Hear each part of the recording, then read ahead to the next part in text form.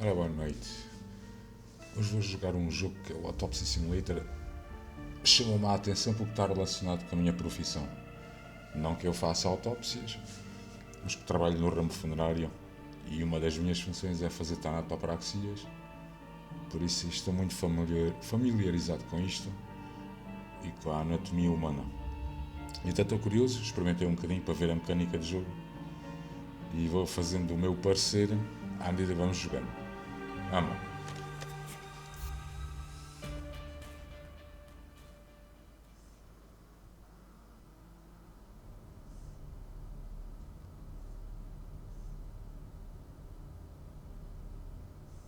Office of the Medical Examiner, Beatsville. Dr. Jack Hampton is speaking. How can I help you? Good evening, this is Kate Brooks. I'm not sure if you remember me. A few weeks ago, we talked about an article I'm working on. It's about your wife. I dropped by last Friday to speak to you, but you weren't working at the time. I asked the security guard to pass on a note for me. I would like us to discuss the topic of... I thought I had made it painfully obvious for the last time. No! Please don't call me again and stop inquiring about my wife. Damn journalists. They don't let me work. God damn it. I'm not in the best frame of mind to record a lecture for my students now. I'm feeling completely broken. Where did I leave my meds this time? They definitely pay me too little for this.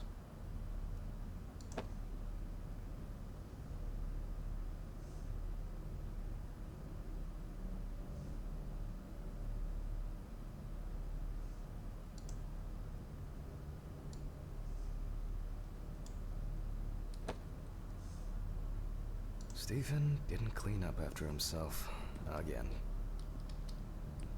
Wednesday. It's not my favorite day, although it's certainly better than Monday.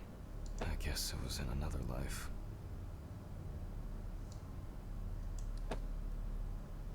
Awful. It would be good to finally repair the coffee machine.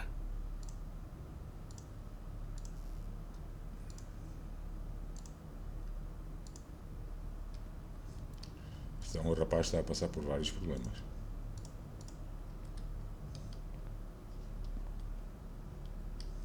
Not very comfortable, but suitable for night shifts.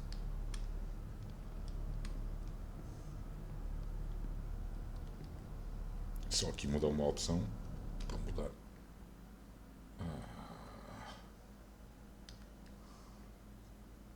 Aqui a câmera para outro canto.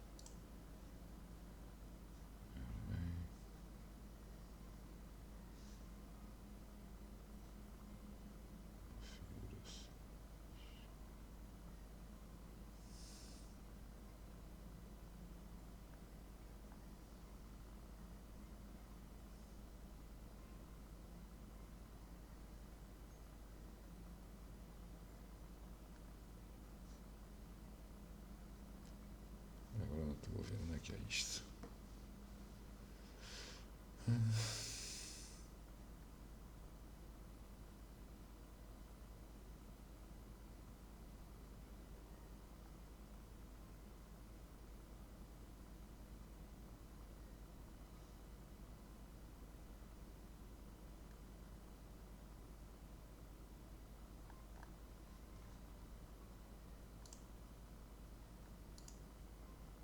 É aqui.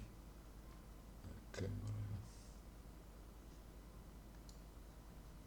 Não deixa lá. Assim. Ok. Está melhor.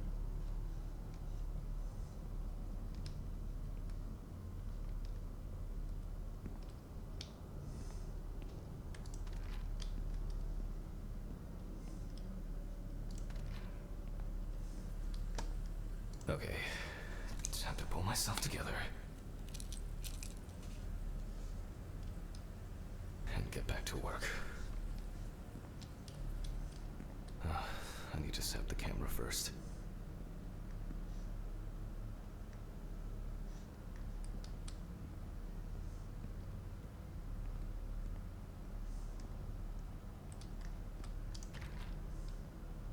This place is starting to look like a hoarder's dream, rather than a storage room. Now remember, Jack, don't forget to hit the record button this time. Só aqui fazer uma coisa. Tenho que meter aqui o disfarçar os genitais, que é para não ter problemas no YouTube. Hopefully the new tripod is going to hold up. Porque ele está aqui desfocado. Há a opção no jogo para se ver tudo, mas não quer problemas no YouTube.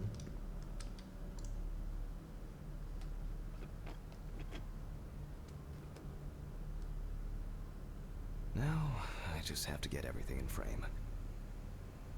This should be fine. November 20th, 1991.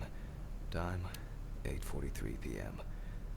Recording for medical students from the University of Missouri. This autopsy is conducted by Jack Hanman. Hello, everyone. Welcome to the autopsy room. Today, you will have the dubious pleasure of following a full autopsy, step by step. For those of you who have already performed your first autopsy, this will refresh your basic knowledge. In turn, for those whose knowledge is only theoretical, I advise not to watch this after a meal. Let's start. Always wear an apron, mask, and gloves. Goggles are a must when the job is splashy. And in case of sharp accidents, it's worth having disinfectants at hand. It's true that you won't get ptomaine poisoning straight away, but if your liver or kidney aren't doing well, you may end up with diarrhea. The cadaver is placed on its back on the autopsy table. The pathologist stands on the right of the deceased. Make sure that all the necessary tools are always at hand so that you don't have to run around looking for something, like I do all the time. In the process of revealing and securing forensic evidence, it is difficult not to interfere with the original condition of the deceased. Written and photographic documentation plays a vital role throughout the entire examination process. During your research, be patient, inquisitive, but above all, attentive to detail. Many entries are visible at first glance, but sometimes they can be cover for more interesting stories. And lastly, remember that nothing teaches you self-narration like working with the dead. So get used to that fact soon. Everyone will think you're talking to yourself. Now, onto the police folder. That will contain all sorts of pertinent information as to who the deceased might be and what potentially happened to them. So, let's take a closer look, shall we? Isto tem uns detalhes porreiros aqui, como os utensílios.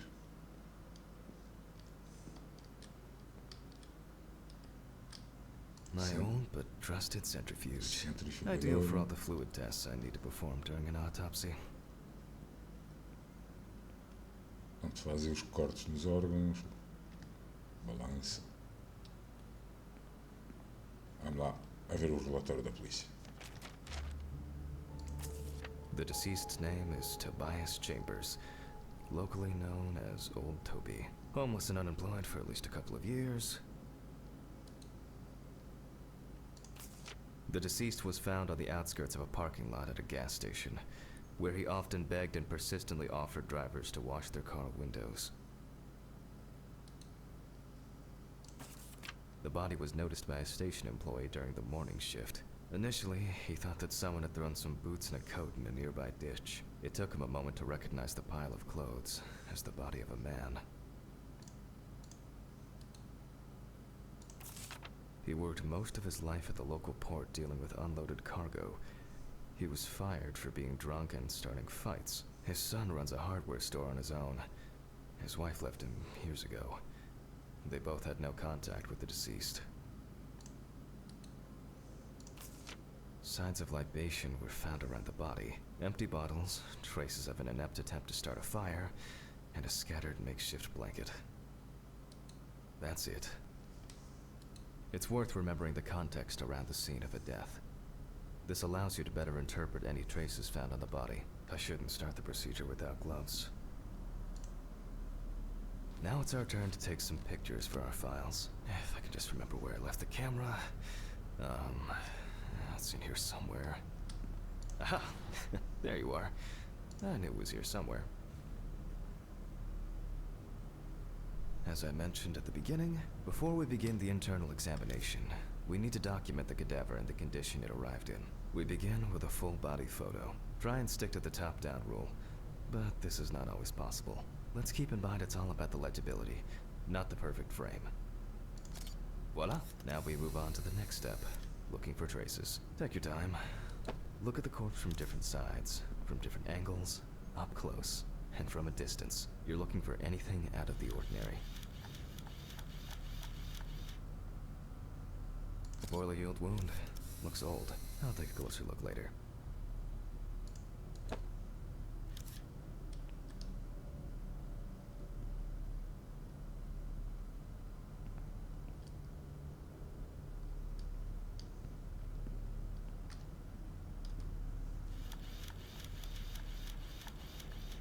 Some wounds in the feet and signs of frostbite, probably because the subject's shoes were too small.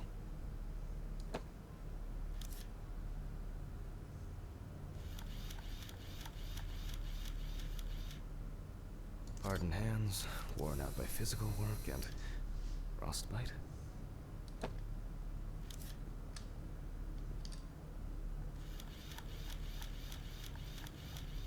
That's something interesting.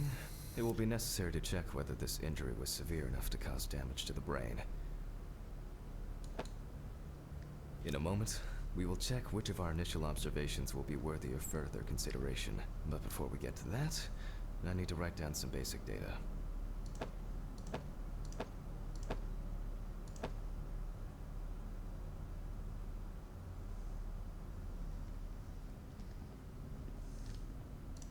Personal information. The deceased was unclothed. Date. Okay. As you can see, I note everything down on previously prepared forms. Every pathologist must keep a detailed record of every step of the autopsy. This not only allows you to track the procedure, but also collates the results together, upon which you may back up your conclusions. So, enough of the boring prep. Let's begin by taking a closer look at the spots I photographed earlier. For this, you're going to need a magnifying glass. Which spot first? I can confirm the presence of ecchymosis on the deceased man's head.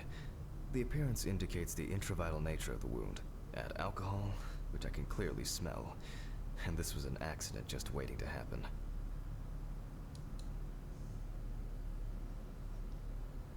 It looks like a burn mark, no doubt painful, but it's not pertinent for this case. Here we can see frostbite on the fingertips. We can tell by the characteristic skin color.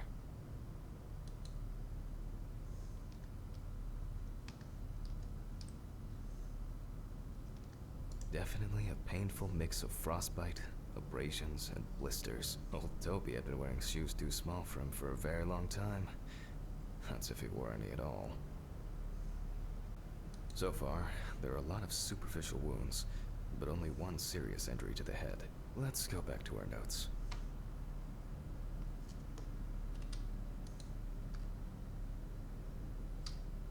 First, I mark the location of the injuries and make notes for each one. So, the head wound. Definitely an important clue. This is something we'll investigate first. If Toby's body was cold for a prolonged period, the frostbite could have resulted from the body's defense reaction. The safety of the internal organs is more important than fingers, nose, or ears. We're not in frost season yet, but high humidity, wind, and the inability to warm up can also be causes of frostbite. Even though this type of wound didn't contribute to the deceased's death, we're still required to record it. As you can see, we don't have much to go on. Let's write down what preliminary causes of death we can think of. Various types of accidents are a common cause of death among the homeless and the elderly. Perhaps old Toby slipped and accidentally hit his head. Considering the conditions in which he slept, his body may have become hypothermic. The nights have been particularly nasty lately. This is of no interest to us. Since the deceased clearly smelled of alcohol, I'll add alcohol poisoning to our list. We still have one thing left from the basics. Rigor mortis. Well, we take our deceased by the hand, Gradually we raise it.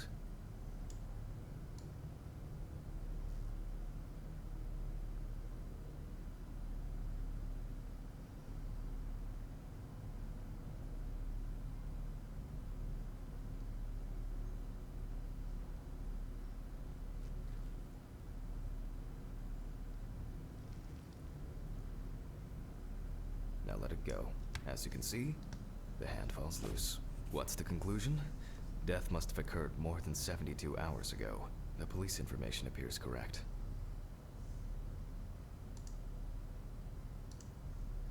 Head trauma seems the most promising, so we'll start there. For this, I need an oscillating saw. The cut is made from ear to ear.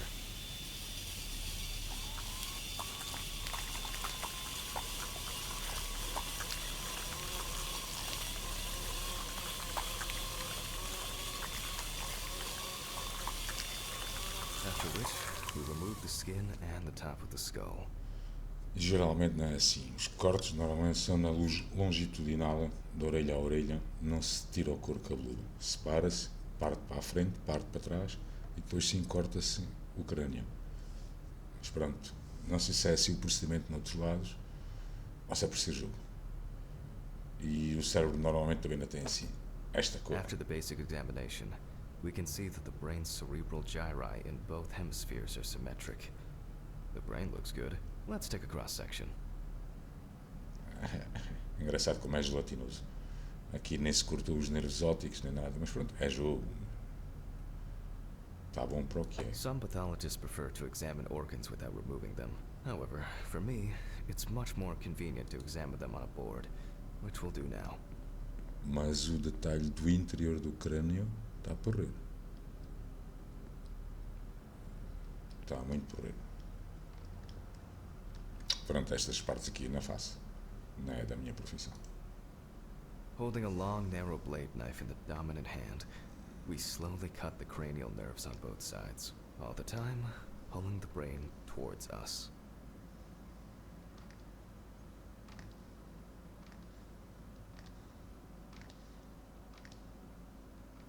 So far, so good. The hematoma seems to have had no effect on the brain. Muito rosadinho para cérebro de um falecido. We can rule the fatal accident out as well. Brain is in good condition, so we have no choice but to proceed to the internal examination of the other organs. I grab a scalpel from my kit. The incision should be in the shape of a letter Y. Normalmente as autópsias We use clínicas a deep cut to reach all the way to the ribs and to penetrate the abdominal wall. são assim em Y. Já as apanhei também aqui a fazer deste lado também. A maior parte delas é só um risco de alto a baixo, um corte de alto a baixo, nada mais.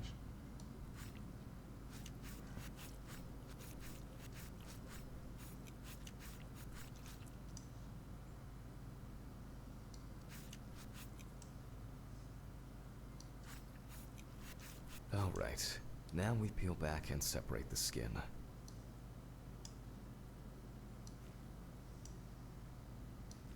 Now, we need to remove the ribs. We'll need the loppers for this. Mais ou menos parecido, vá. É jogo, mas sim, é parecido.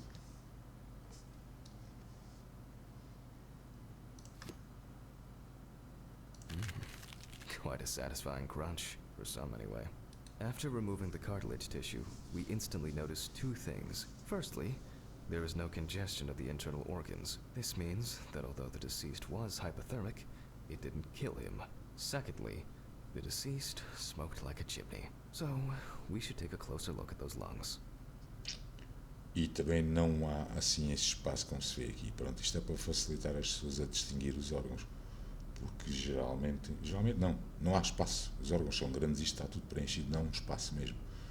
E eles já estão assim logo à partida identificados, porque há gorduras em redor dos órgãos, depende de pessoa para pessoa. há gorduras, há membranas e não há assim espaço. Pronto, isto está bem feito até, está bem feito, é jogo para as pessoas poderem identificar, como é na escola, mas aqui não é assim. Mas para o que é, está bom. We can see widespread black and tarry deposits caused by smoking cigarettes. E Despite the tragic condition of the lungs, they are not the cause of death. Alice smoked too. It didn't kill her, but... what was I talking about? Lungs. Yes. Advanced inflammation. geralmente os órgãos também são muito moles mesmo, escorregadios. Não ficam assim inteirinhos como... Eles cedem quando nós os agarramos, são moles. What now? The syringe. Now's a good time to collect some samples. Specifically 3. From the eye, the heart, and the bladder. I'm interested to see the concentration of alcohol in the body. Vai à bexiga. From the bladder, we draw about 10 milliliters of fluid. 5 milliliters from the left ventricle should do it. Vitreous humor analysis is very useful in indicating long-term alcohol abuse. Now we take our samples to the centrifuge. But before I do that, I need to find my notebook. My dyscalculia means that I always double-check the settings. Please excuse me while I run and fetch it. Mas por acaso está a porrer. Tá? Serve para as pessoas terem uma noção do que é isto. This whole thing is covered in stains. I should check this out under the microscope sometime.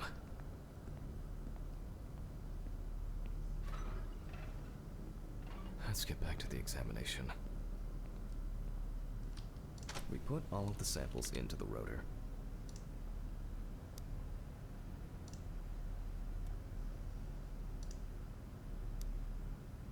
Now, we set the appropriate time and speed. Para álcool, 15 minutos, uma velocidade de 70%.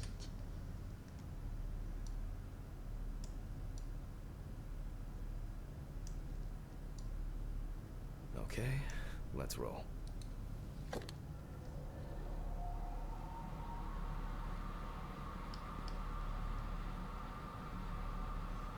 Oh shit.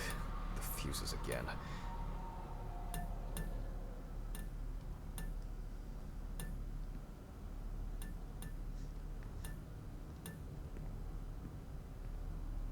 Where were we? Oh yes, the blood alcohol concentration. Let's see what we've got here.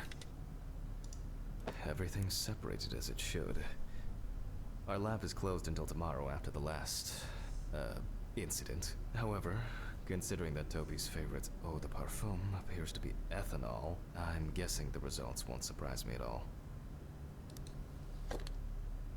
Let's go further. We will now focus on the cardiovascular system, specifically the heart.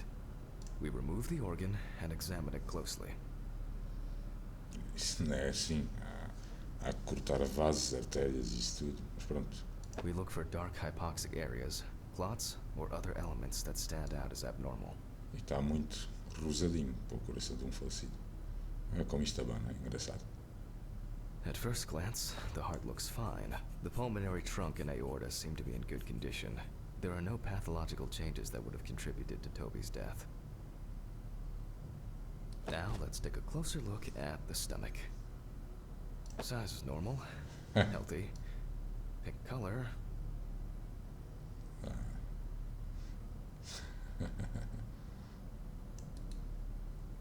And as expected, the stomach has no major external damage.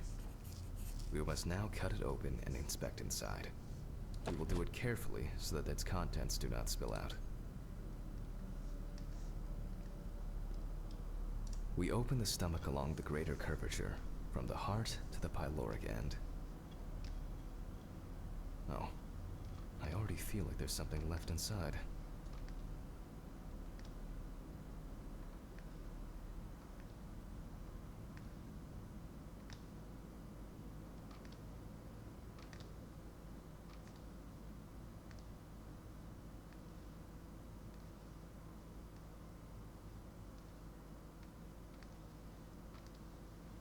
Isto tem assim movimentos com o rato é um bocadinho chato. Okay, large amount of gas, small amounts of yellow, grayish food content, resembling some kind of meat. Either our deceased hadn't eaten in days, or the bulk of his stomach had already found a way out. Looks like I'll have to find the missing contents.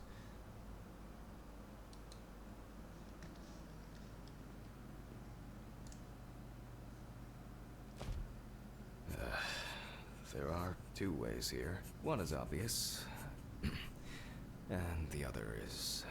It couldn't have been suffocation, could it? I'll add this to the list and move on to the deceased's neck. At first glance, the trachea looks normal.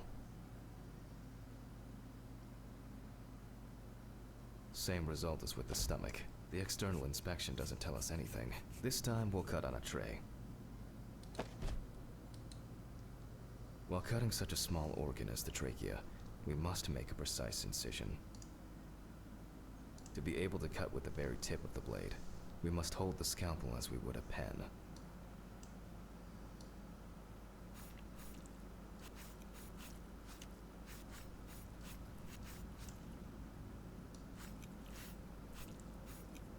And after careful examination and deduction, we've got it. A clogged trachea. It's time to summarize the whole thing. Entupida. Based on the report and preliminary documentation, it's safe to assume that the deceased passed out after consumption of alcohol and then fell asleep on his back. Then, the gastric contents refluxed and flooded the airways, causing death. That's why we don't forget about the recovery position at dorm parties.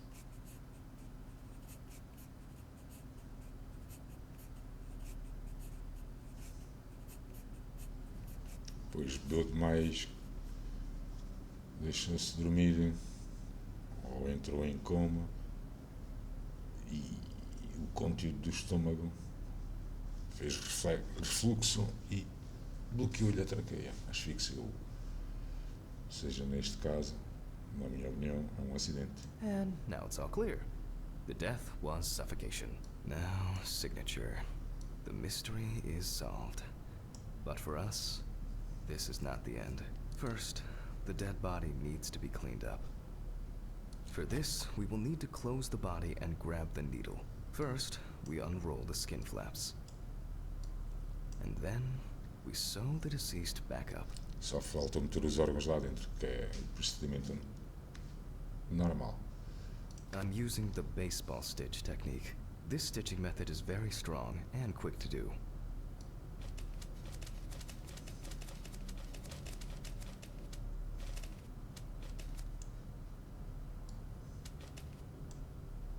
Beautiful. Now we say goodbye to the deceased and put them safely in the fridge, ready for the next stage of their journey. Treinei depois o tampo. É jogo, é normal. God, I'm tired. I'll drop these samples off at the lab on the way to the bar.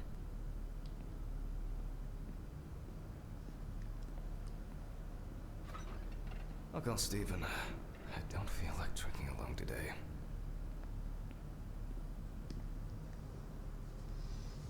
Mas está por...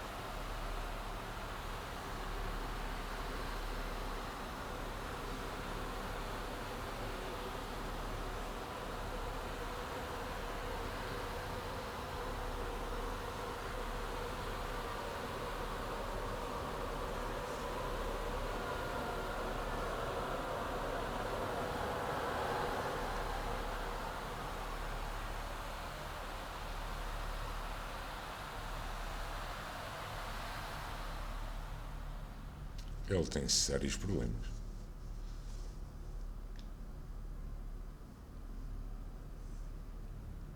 Forgive me.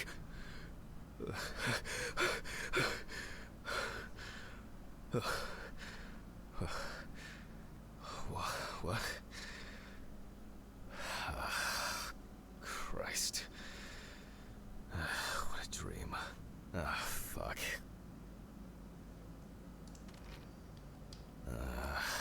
So much light everywhere.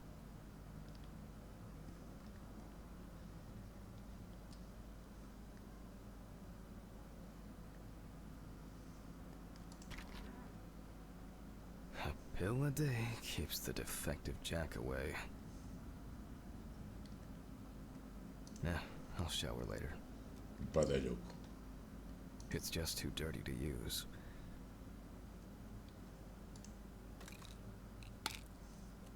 It's a shame this won't help with my hangover.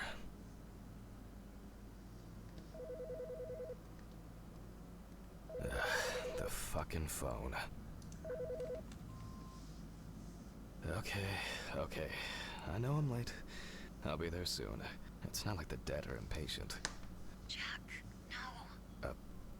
Alice? Who is this? It's Charlotte Graves. Oh God, I'm sorry. I didn't recognize you. I thought it was work calling. It's okay. I hate it when work calls me at home, too. How is everything? We haven't talked since... you know. Well, there are good days, and there are bad days. What can I say? At least I can hide away at work. Well, you always were the most comfortable in the dissecting room. Listen, I have an unusual request. Okay, how can I help? It's nothing serious. I just wanted to ask, do you have any pictures of Alice? Maybe one where the two of us are together? I'd love to have something to remind me of her. I guess. I'm not sure. I'll look through her things. Thank you. I'm sorry to trouble you with this. All this can't be easy for you. I'll get through it somehow. I've been meaning to sort through her stuff for a while. Have you asked Stephen if he has anything? Yes, I spoke with him this morning. He said he gave everything to their mother and that I should ask you. I see. Jack, I know you're trying. That you cope somehow. Stephen's there for you. Although, well, we all know how he can be. But, I mean, if you wanted to reminisce about Alice, talk. I really should go now. I overslept, I'm late for work, and I still have some errands to run on the way. Oh. Okay, sure. Sorry to keep you. I'll look for something and send it over. Thanks for the call, and bye. Oh, do you have my address? Not on hand. You'd best remind me again. 292 Browning Lane, apartment 432, Johnson City, New York, 13790. Got it. Thanks. Thank you. It would mean a lot to me. Just miss her so much. Yeah, me too. And that's okay. Really, no problem. Thank you. Take care, Jack. You too, Charlotte. It was nice to hear you. Well, that was a bit unexpected. I should probably find something to send.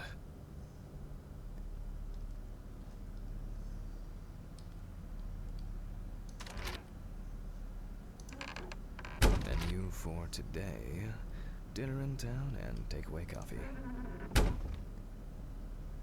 The remnants of last night's binge with Stephen. I'm not sure if it's still edible.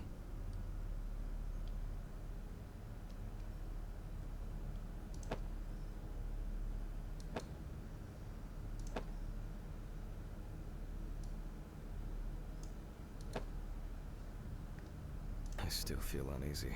At this time, Alice would probably be sitting here reading a book.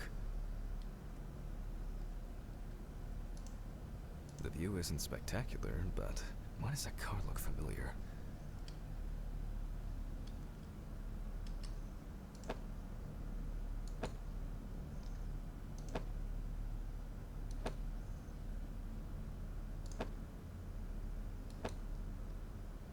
They certainly have more will to live than I do.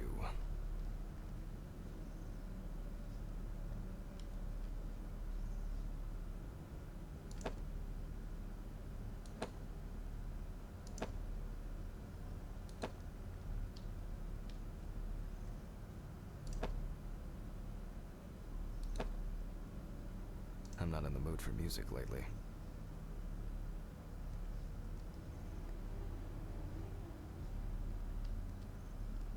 An indispensable element of every office. I should really try and read a few of these.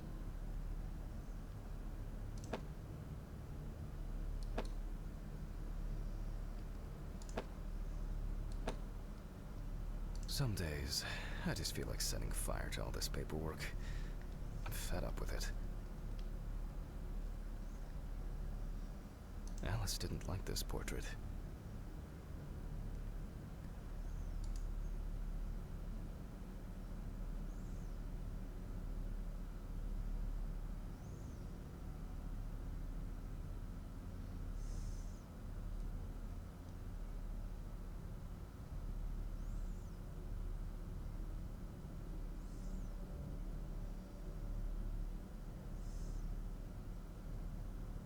It's been almost a year.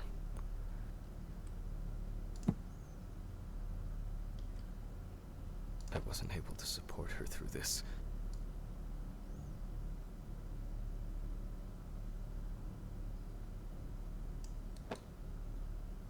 Till death do us part.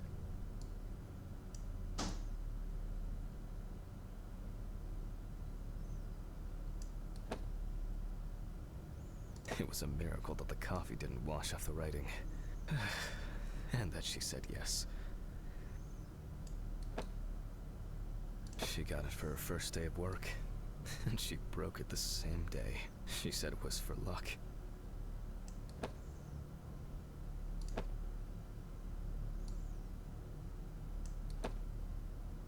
It's always good to have something for a rainy day.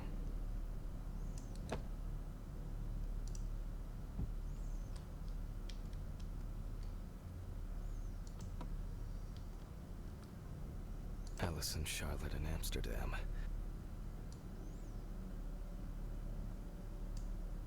It's hard to believe they've known each other for so long.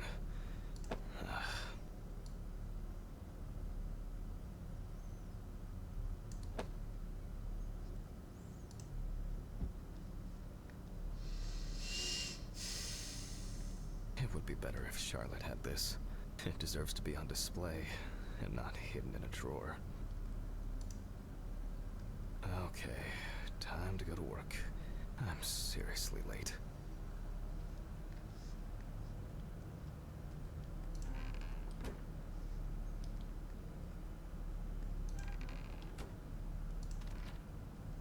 I should grab some coffee and aspirin on the way.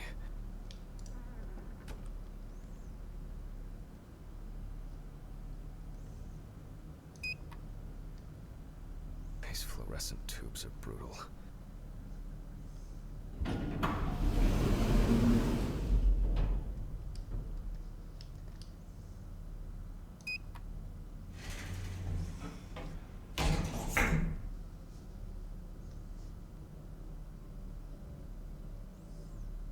Tem uns detalhes engraçados.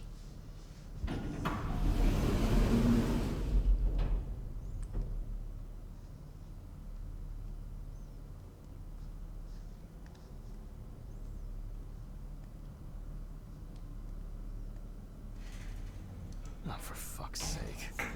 Maybe they'll finally fix that door.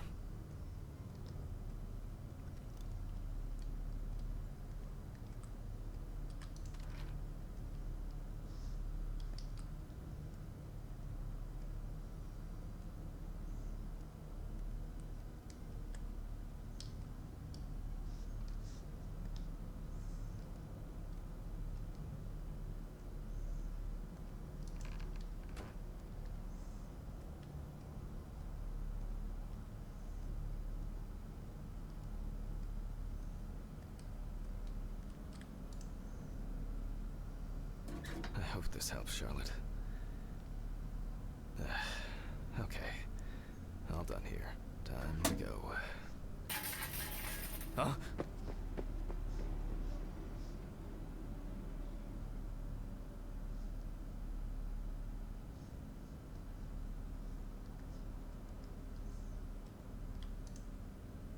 Damn, I forgot my jacket. Ah, well. I'll brave it for tonight. Too bad.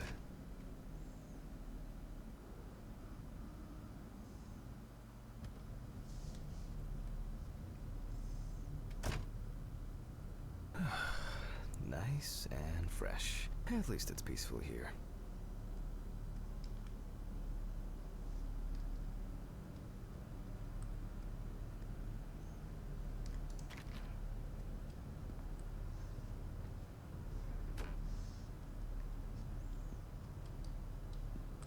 Good evening, Mr. Ridley. The timesheet handling.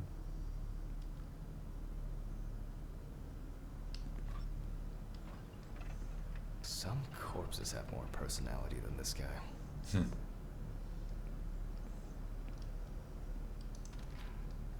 Christ.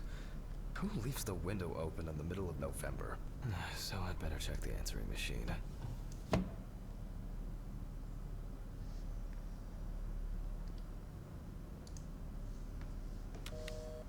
Hi, Jack. I dropped by a little early today. I left the body with Ridley in the corridor. He wasn't sitting in the locker then, so maybe he'll even throw him into the room.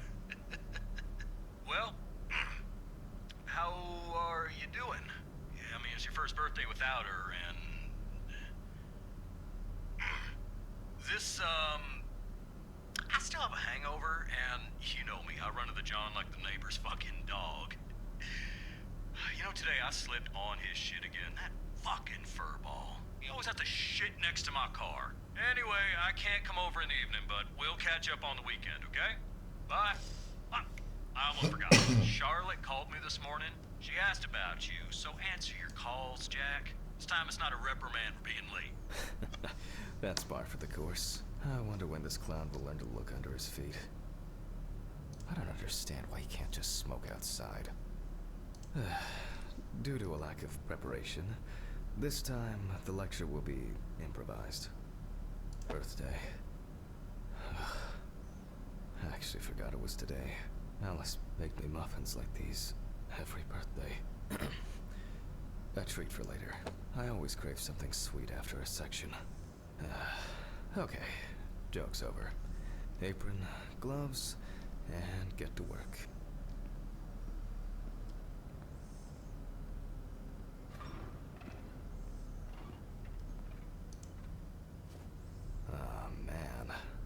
I remember you. You were on that talent show. What was your name again? I need to order another batch of these. I've got to remember to do that later. And that's the whole point.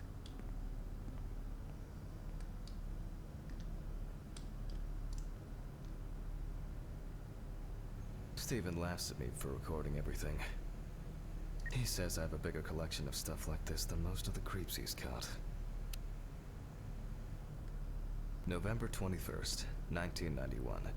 Time, 9:13 p.m. The autopsy is conducted by Jack Hanman. Lecture for the Medical University of Missouri.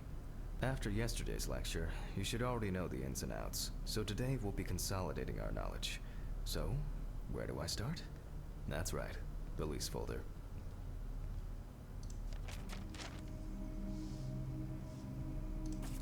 Ah, yes, Samantha Barker. Now remember, there's probably going to be a lot of chatter about this.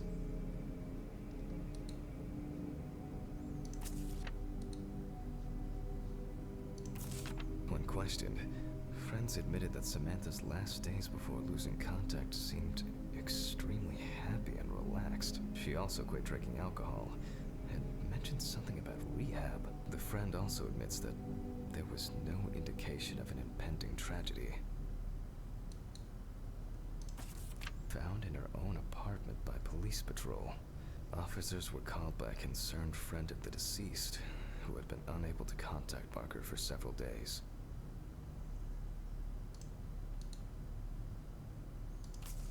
During the interrogation, a friend of the deceased admitted that Samantha never got to grips with the sudden fame that came after winning such a high-profile talent show. After her first album became a commercial success, she was hit with a creative drought. She suffered panic attacks and severe sleep problems. Drugs and medication came into play. The deceased was found in her own apartment, in a semi-recumbent position on an armchair. Large quantities of alcohol and empty packets of sleeping pills were also found in the apartment. A pressão de ter ganhado fama cedeu. Well, let's see what settled this matter. As you can see, the body is fully clothed. Therefore, before we move on to photographic documentation, we must remove the clothes. This time, we don't have to focus on the clothes too much. However, there are cases where a clothing analysis can lead to the cause of death. Okay, now we can continue with the examination. Again, begin by taking photographs of the cadaver. I guarantee that over time it will cease being embarrassing for you. First, we photograph the whole body. And now, any suspicious-looking marks or wounds.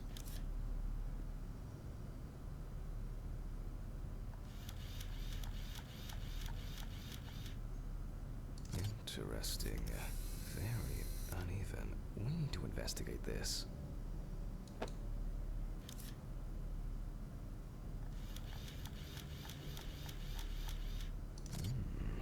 Yes, I've seen this many times.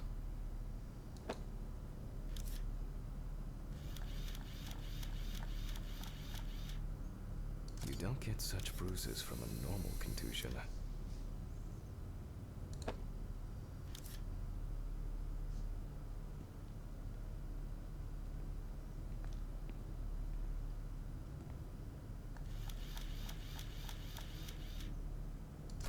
Well, there's even more here.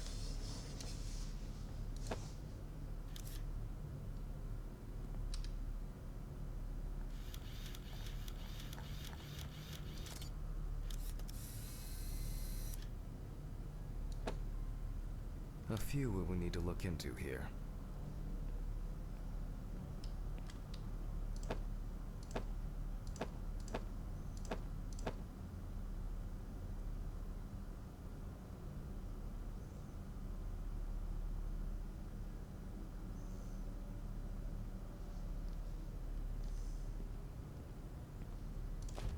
Notes prepared. Time to take a closer look.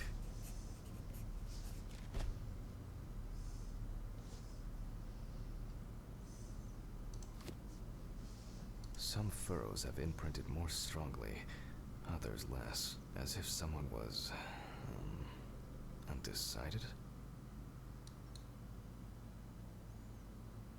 The number of bruises suggests that there may have been some kind of tussle.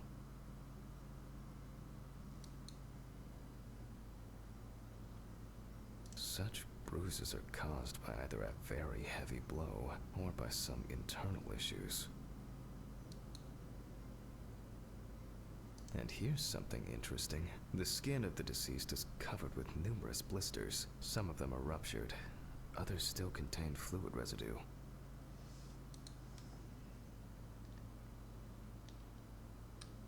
More numerous blisters. We have some leads to investigate here. Let's write this down.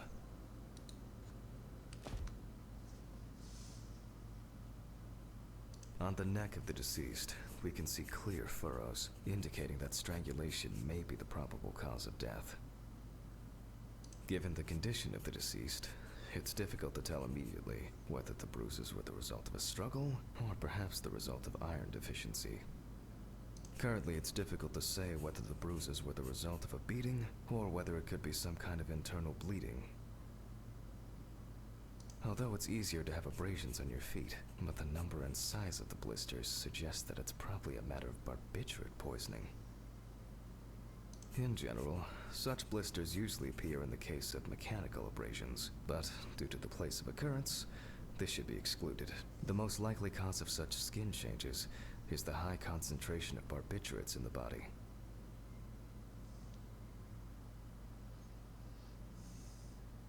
The examination with a UV lamp will dispel some doubts. Potential attackers could have left traces. A severed spinal cord, trauma to the larynx, or trachea will verify whether the hanging was the final nail in Miss Barker's coffin. After examining the organs, we can easily verify whether there was internal bleeding or whether the deceased was suffering from something. To be checked in the lab later. I'll add barbiturates to the list of necessary tests. Given the testimony of the victim's friend, I add alcohol poisoning to the list of potential causes of Miss Barker's death. A blood test will no doubt quickly verify that hypothesis. But first I'll check for I look carefully at the whole body. UV rays will reveal any traces. The area around the head is empty.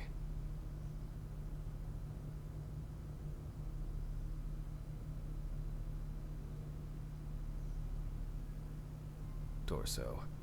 Empty, without marks.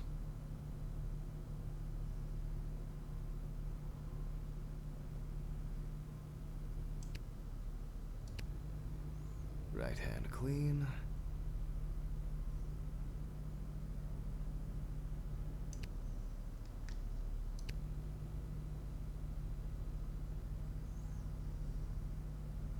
The left hand seems to be fine.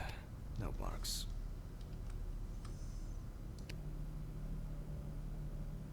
Legs, there's nothing here.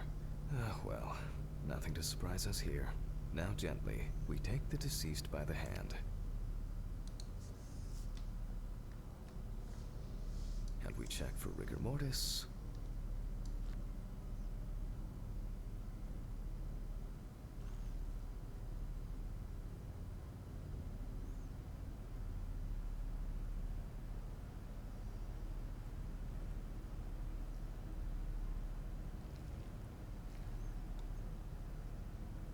Again, the hand falls freely. After yesterday, you should know what this means. Since we don't have a definitive lead, we will examine all the key organs one by one. So, I'm starting the internal inspection. I dissect the skin of the deceased.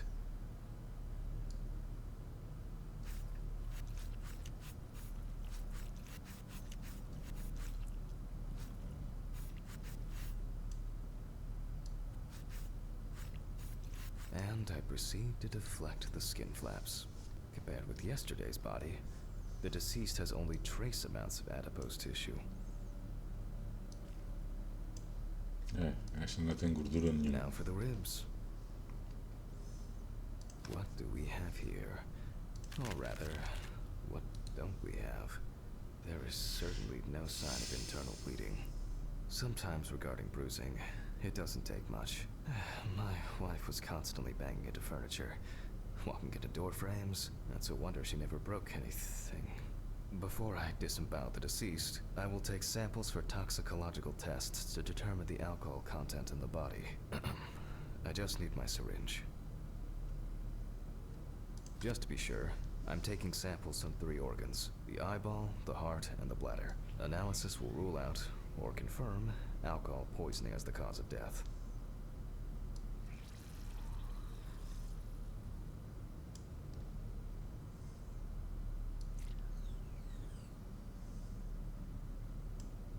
All done. I'll transfer these to the centrifuge. What was it?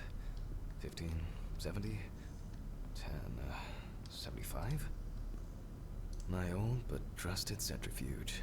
Ideal for all the fluid tests I need to perform during an autopsy. Maybe one day I won't need my notebook.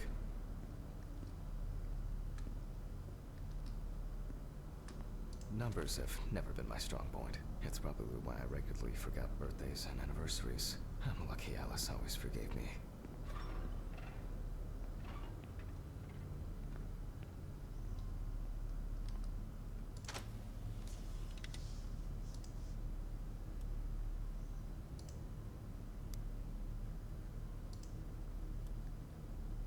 Gently does it with this old thing. Handle with kid gloves.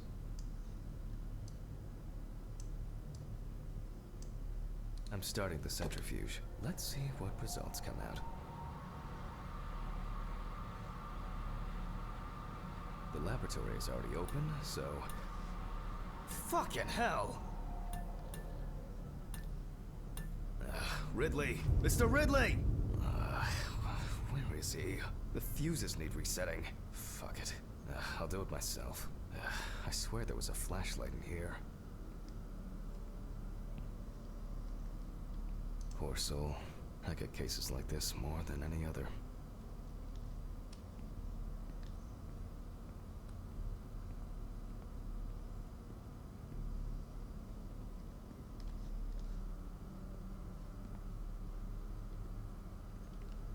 A câmara está ali. Poor soul. I get cases like this more than any other. Some of my previous cases, a reminder of more prosperous times.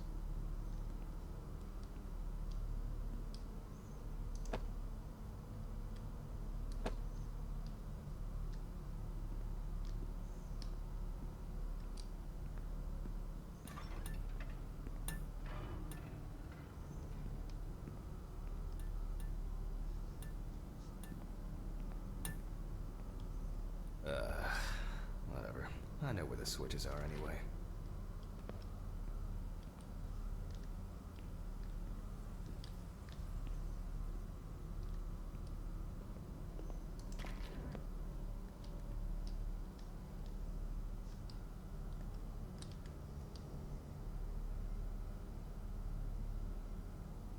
First the right, and then the left.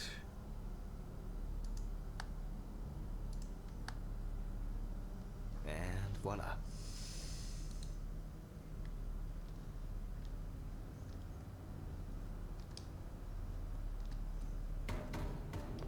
What?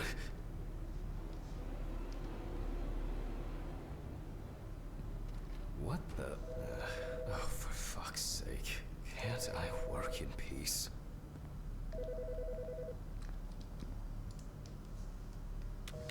Jack Hanman speaking. Easy, why so rude? Steve? Sorry, man. This place is falling apart, and Ridley won't even lift a finger to help. You just can't work here. Did the centrifuge strip the fuses again? Yeah, eventually everything's gonna go up in smoke. Look on the bright side. It's a free cremation with your autopsy. Jesus, stop it. That shit pisses me off. Okay, sorry, Jack.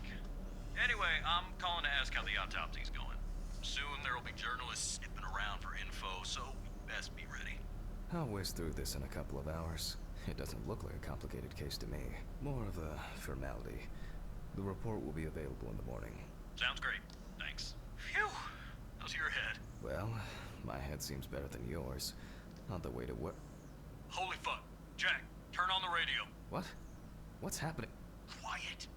A 3-car police convoy was involved in an accident near Pete's Bay Bridge while transporting prisoners to Orleans Parish Prison. At the moment, we do not know the exact number of victims or whether any of the convicts escaped. However, the scale of the accident indicates a large number of victims, possibly even fatal ones. Police are on their way to investigate the incident and secure the area. We know that the injured prisoners are on death row. The police were to transport them to their execution, which was to take place tomorrow morning. Many of them are very dangerous criminals. We will report on the matter on an ongoing basis, so stay tuned with us. What? Steven, was Red Pete one of the passengers? He was, wasn't he? What if he survived? Jack, I have to go. They want me on site. What if he survived? I gotta go. Talk to you later, okay? Fuck. Calm down, Jack. Pills. I need my pills. You heard him, Jack. A serious accident. Lots of victims. He's definitely dead. Yes. Nothing's going Mete os comprimidos nas luvas depois de ter tocado nos órgãos. I've gotta get Muito back to saudável. work.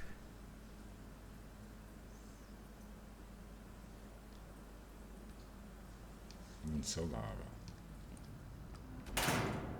What?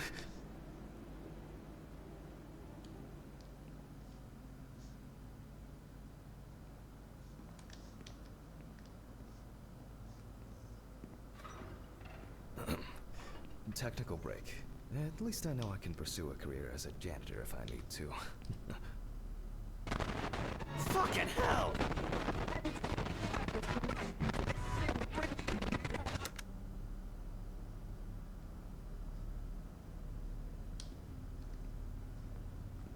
Alright, let's see if we were able to get anything out of this piece of crap. And miraculously, yes. The samples did spin. I'll transfer them to the chromograph in the lab.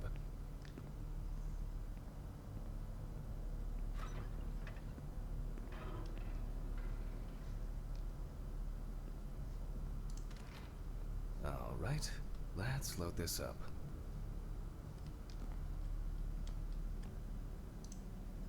I placed the test tubes in the rack.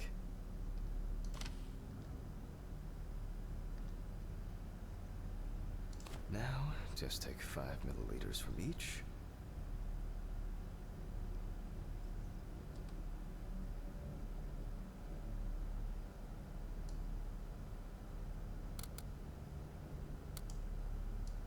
Precisely.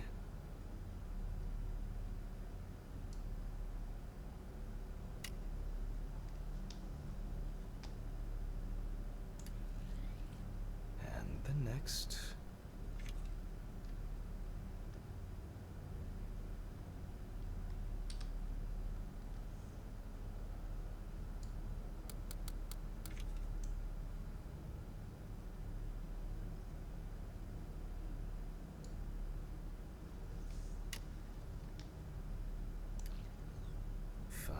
More.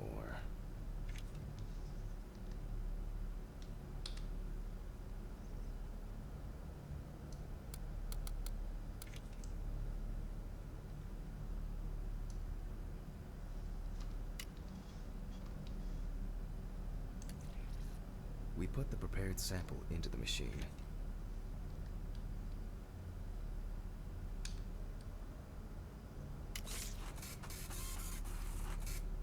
Let's see what we have here.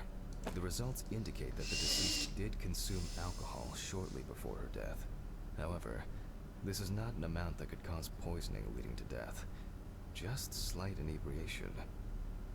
I can return to the body and continue the rest of the examination. Não tinha álcool suficiente para causar. The chromatograph results show that we can eliminate alcohol poisoning from our list of potential causes of death. However, remember that alcohol can affect the functioning of the entire body. It disturbs the heart rhythm, accelerating its rate, and dilutes the blood, which may result in more severe bleeding in the event of an accident. Also remember that alcohol affects the metabolism of drugs in the liver, which I'll now look at in more detail. First, I'll pick up the syringe again.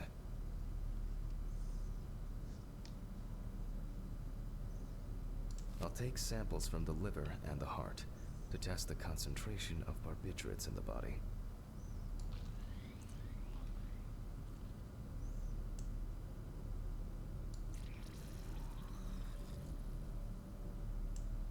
That's enough.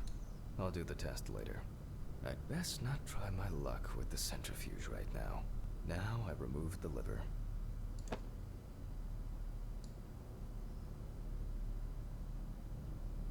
Melabana. No lesions. However, it is slightly enlarged. Perhaps it's a slight inflammation or drug-induced damage. It may also be the result of the deposition of substances from drugs. Let's check the weight of the organ.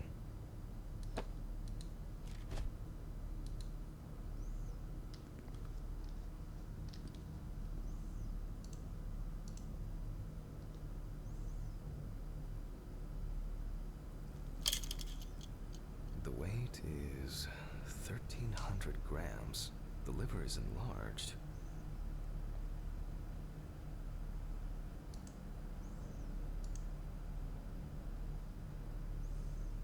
I'll move on to a cross-sectional study. Perhaps the enlargement is the result of early cancerous changes. The blade glides through smoothly. I don't feel like I'm encountering any changes with an unusual structure.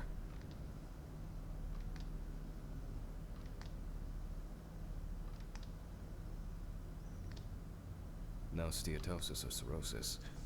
The liver is actually quite clean inside.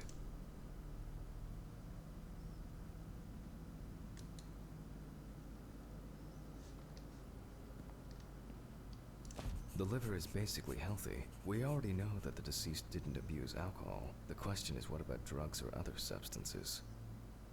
I move on to the heart.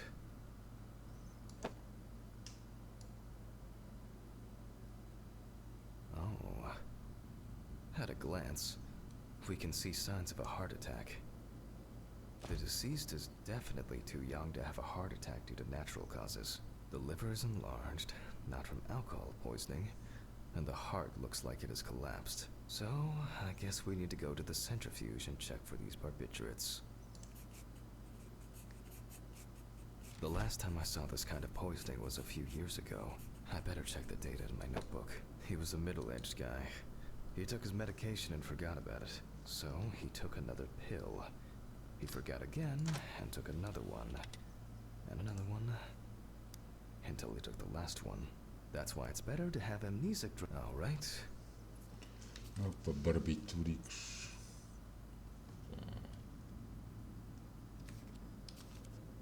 Tá aqui.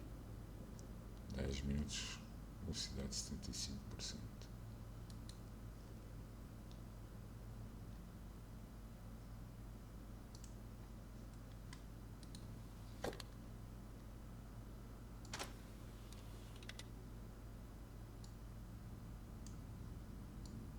We close the centrifuge and pray that it doesn't trip anything again.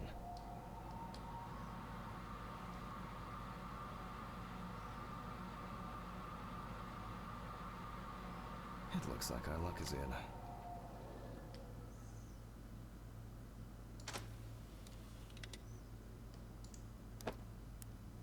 We can take the samples to the lab now. I wonder how she was able to get hold of these drugs.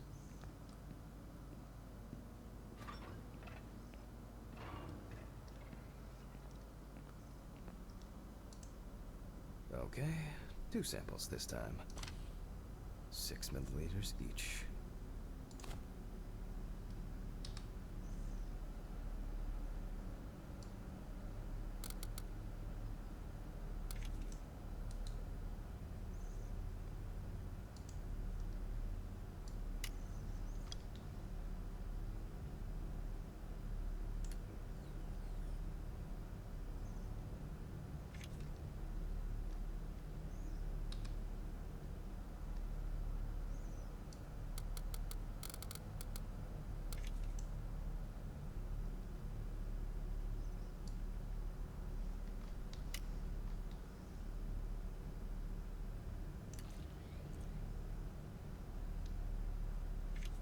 Well, let's see how much of it we find.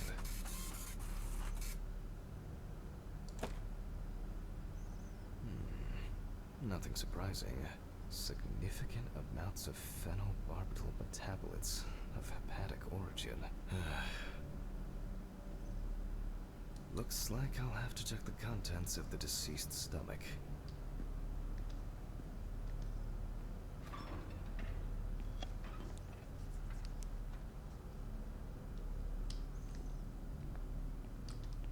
The tests show that the collected blood contained enough barbiturates to cause cardiopulmonary collapse. The question now is whether it was an accident or a deliberate act. I'm proceeding to examine the stomach. Before extraction, I ligate the entire organ to prevent its contents from spilling out. Okay, I'm now cutting out the organ, which will move to the board for dissection. O estômago dá-me uma graça.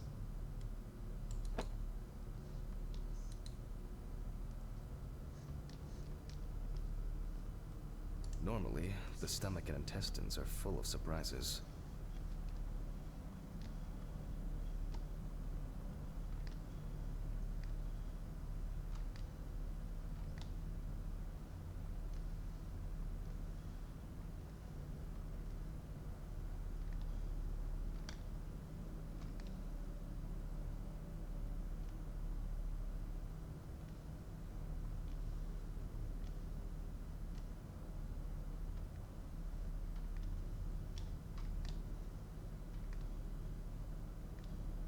Not this time. We see remnants of undigested food and a dense mass of pills. Comprimidos. You don't take this many drugs by accident. Suicídio? Pois.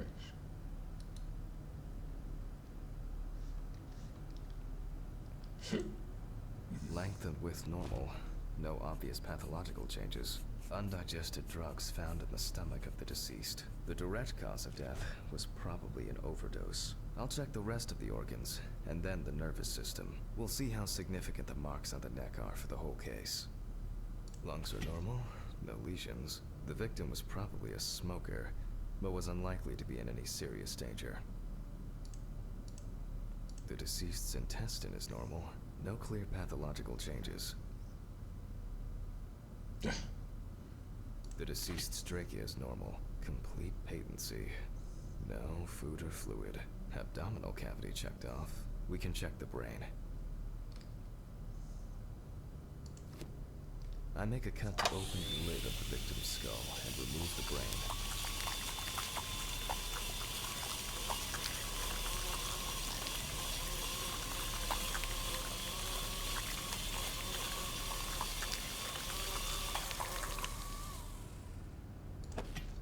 Brain is normal.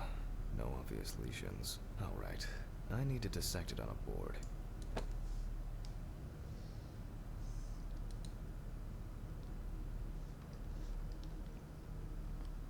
Using a knife, I carefully cut through the brain tissue. I peek inside a bit, and... I don't think there's anything worth noting.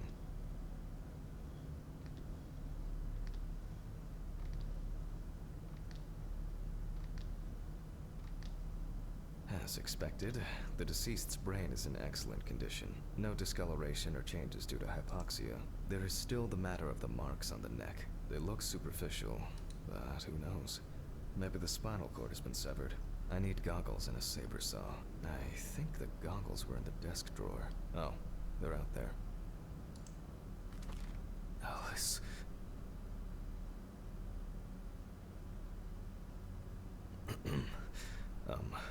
Saw.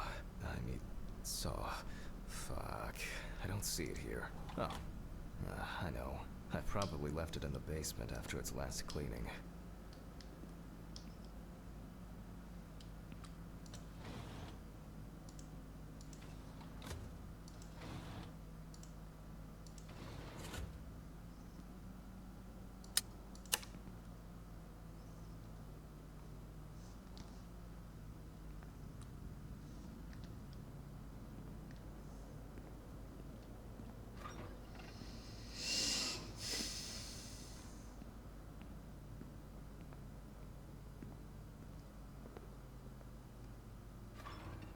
Mr. Ridley, I need a key to the basement.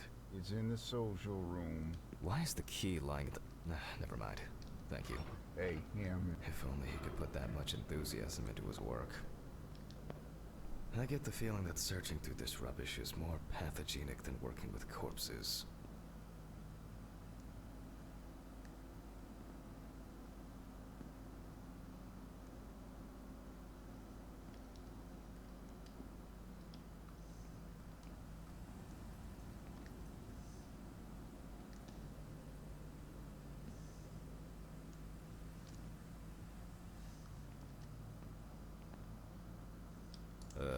Please, may this be the last trip.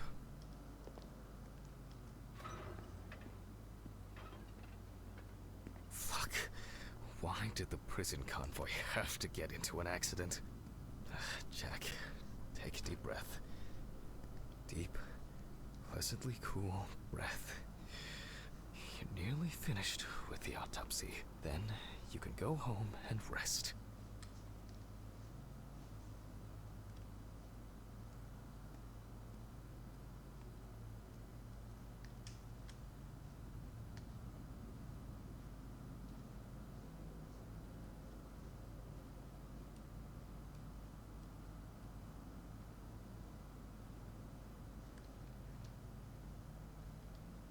I'll take the saw.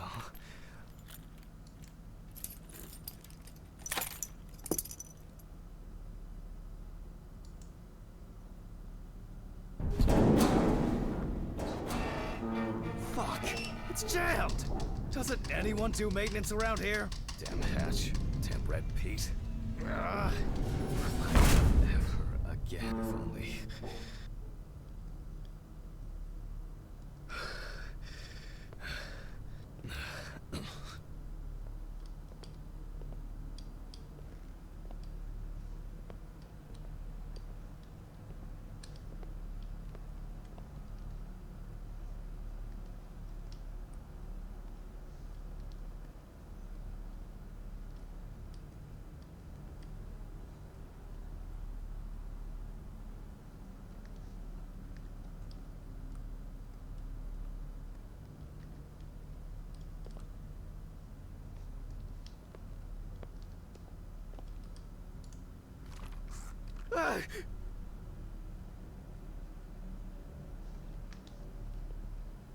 It would be easier if I put things away properly.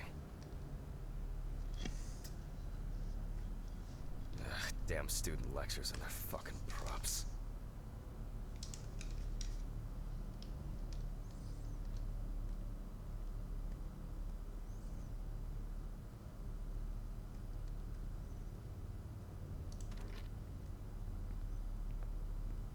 And like clockwork, he's already sleeping.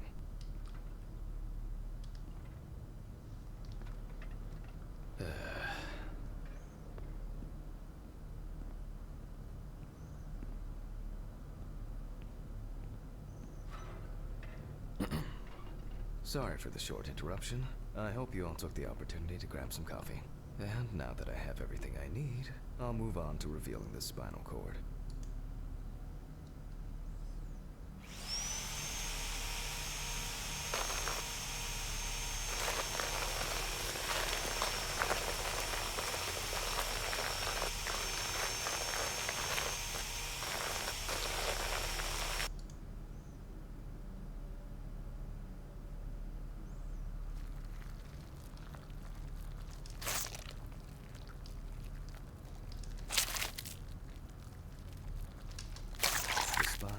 Removed. I can see that the spinal cord was not severed.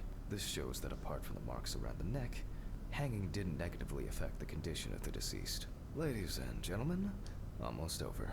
Now, to sum up and tidy away the body.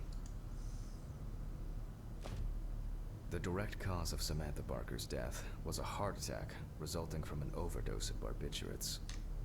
Traces found on the body suggest that the overdose was a deliberate act, following a failed attempt to hang herself. The autopsy found no evidence or genetic materials indicating that death could have been the result of an attack. Third-party involvement must be excluded. Autograph, and we can start sewing.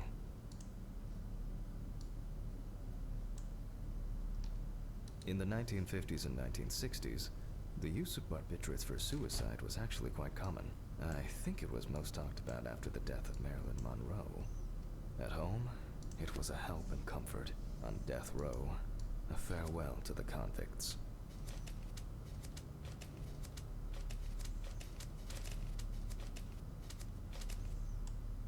Well, we're done for today. Thank you for your attention.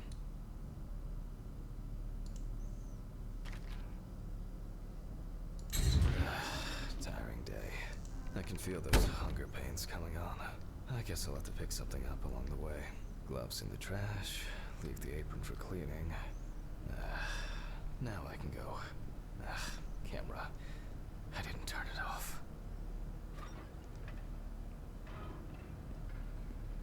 A nightcap will do me good. Maybe later. I'm still hungover. and it might tip me over the edge.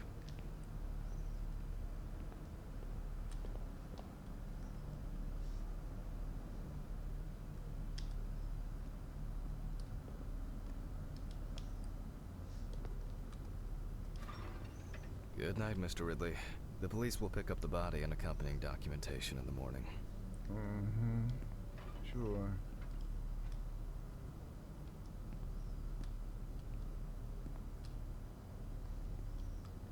I guess there are actually two things in this world you can be certain of. Death and Ridley's reluctant attitude.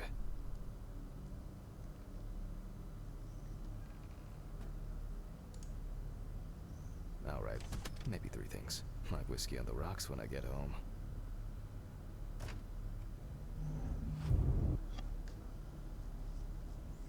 So cold. I guess I should have brought my jacket to work. This block can be quite intimidating when it's so quiet. Almost there. Stephen didn't want to go out for a drink tonight, so I'll drink my whiskey in the company of my TV. Shit. I forgot the muffin.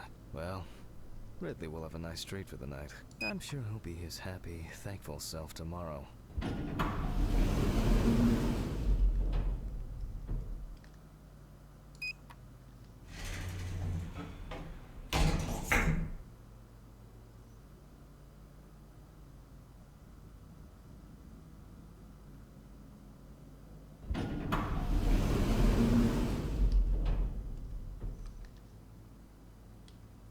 What?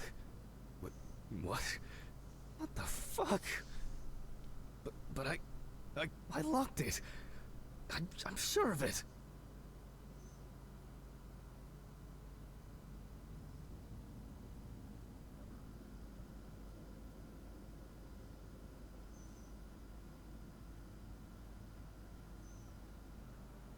Who the fuck did this? I don't have anything valuable. Man. Money. They must have stolen the money.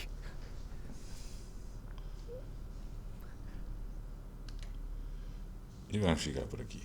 Por acaso, está interessante a parte das patologias e da autópsia e dos relatórios da polícia e relatórios médicos.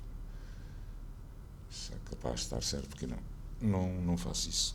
A minha parte é puramente tanatopraxia. No que diz respeito à anatomia, ao interior do corpo, digamos que é uma coisa amigável e para as pessoas poderem identificar, porque aquilo não é bem assim, mas está bem feito, gostei, e para quem tem interesse por isto, vale a pena. Até amanhã.